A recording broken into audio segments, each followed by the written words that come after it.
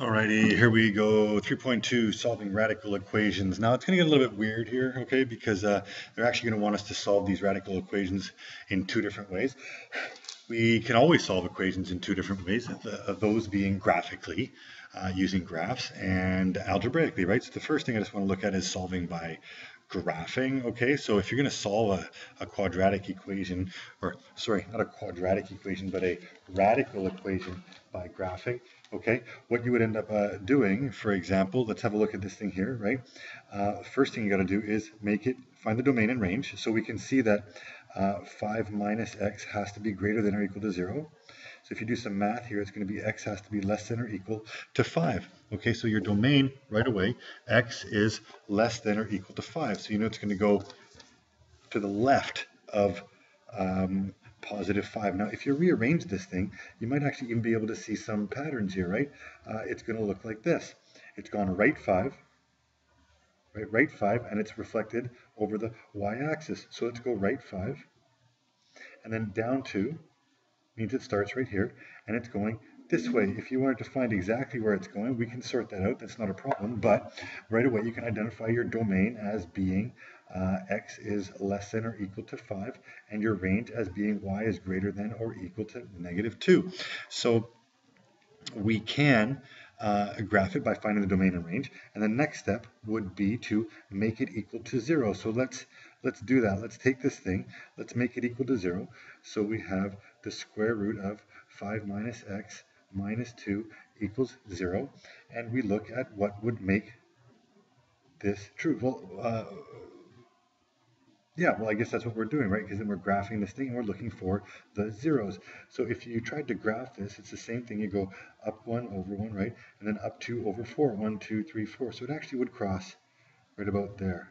And that's how we can find it by graphing. You just have to graph the function and find out where it crosses the axis, okay? You plot as many points as you can. You can find the y-intercept, you can find the x-intercepts, and then you just find the zeros.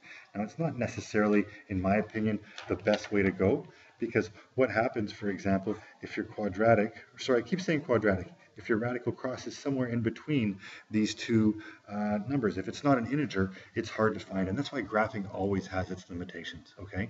We can't often get exact values. So solving by algebra is usually the best way to go, okay? Now, if we're going to solve by algebra, what we do again is make it equal to 0. First of all, you're just looking for solutions, so we make f of x 0, right? And then what you do, like most equations, is you isolate the variable. In this case, we isolate the radical. So let's go square root of 5 minus x, and let's go equal to 2. Now, the next step would be to eliminate the radical. Now, it depends on what your index is, right? If it's a square root, then you square everything. And whatever you do to one side, you have to do to the other. Since these are inverses of each other, they cancel each other out, so you end up with 5 minus x is equal to 4. And at this point, it's relatively easy to solve. You can say that bring the x over to that side, bring the 4 over to that side, you get 5 minus 4, you get x equals 1. And if you looked at our graph here, you'd see that we actually found it crossing at 1 as well.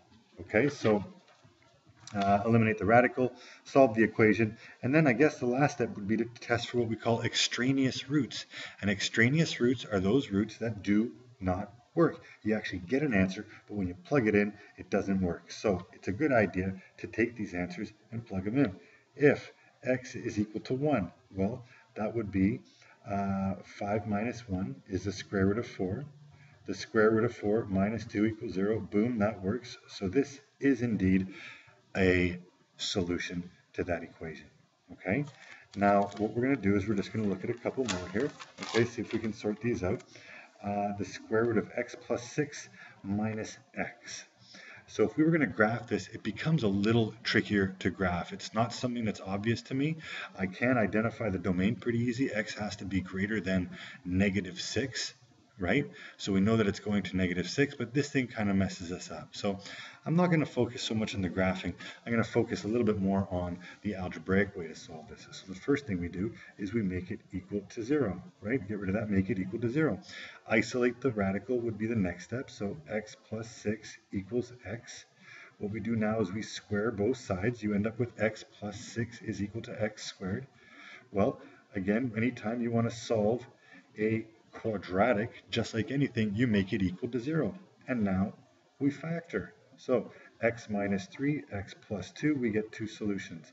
We get x is equal to 3 and negative 2. So what do? We try them both. Let's check it out.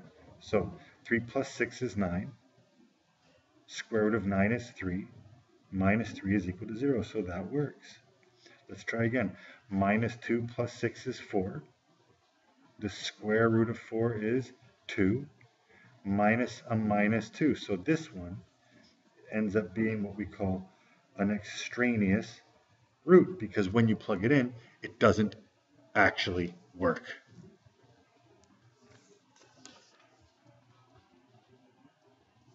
Okay, so this is why we always have to check our solutions. Let's try it again. You put minus 2 plus 6, right? Minus a minus 2 equals 0. So this becomes the square root of 4 plus 2 equals 0. 2 plus 2 equals 0. Does not work, all right? Let's try another one here. So this one's a little bit easier to graph. We could see that if you wanted to, you could turn it into this, right? 1/4 x plus 4.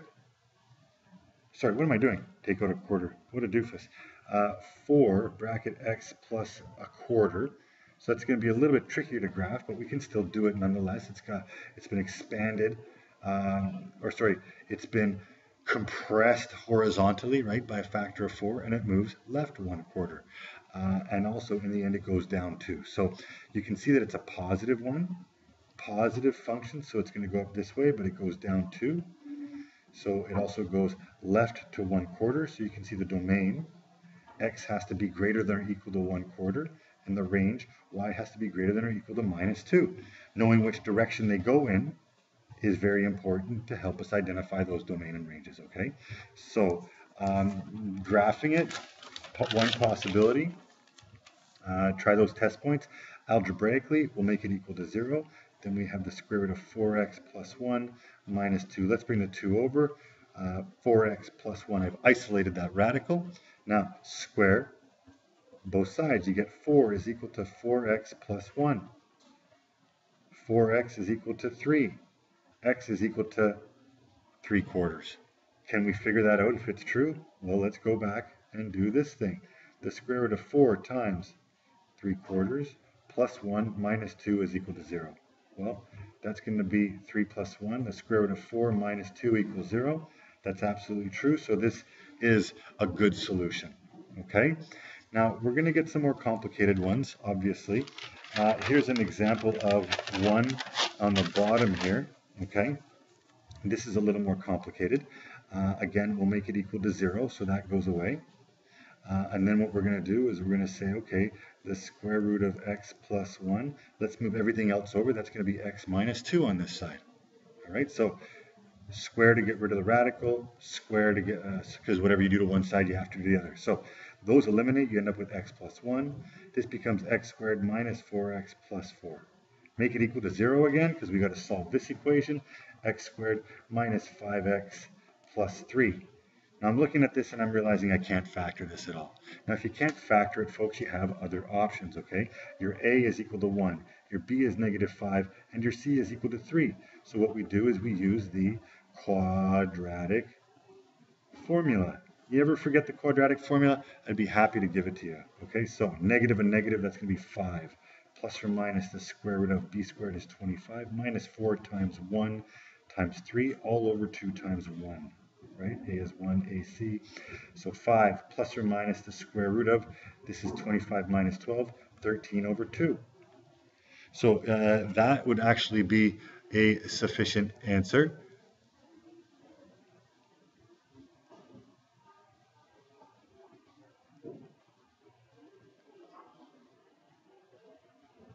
If you actually do these numbers, if you go 5 plus root 13 over 2, you're going to get a number. If you go 5 minus root 13 over 2, you're going to get a number. 5 plus root 13 gives you 4.3 about.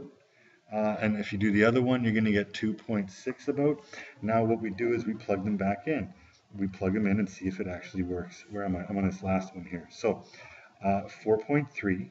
One is the square root of 5.3 minus, here we go, we got 4.3 again, right? Oh, where am I? I'm losing it. I'm losing it. Where am I? Minus 4.3 plus 2. If you check that out, it's going to be 0. You're going to get the right answer. If you plug 2.6 in here, it's actually not going to work, okay? You do the square root of, well, now, why don't you guys plug it in too to check it out, okay? You're going to try both of these numbers here. You're going to try both of these numbers, 4.3 and 2.6, okay? So we did 4.3, that one works. Let's do 2.6. So the square root of 2.6 plus 1 is 3.6 minus 2.6 plus 2. If we do this, that's going to be 0.6. No, what is that going to be? I can't figure out what that's going to be, but anyways, I can grab a calculator, but why don't you guys do that and see if it equals 0, but I believe it doesn't. So we have to reject that answer, and what we do is we simply look at 4.3. I know that's quick. I hope it wasn't too painful. We will be looking at these, obviously, more.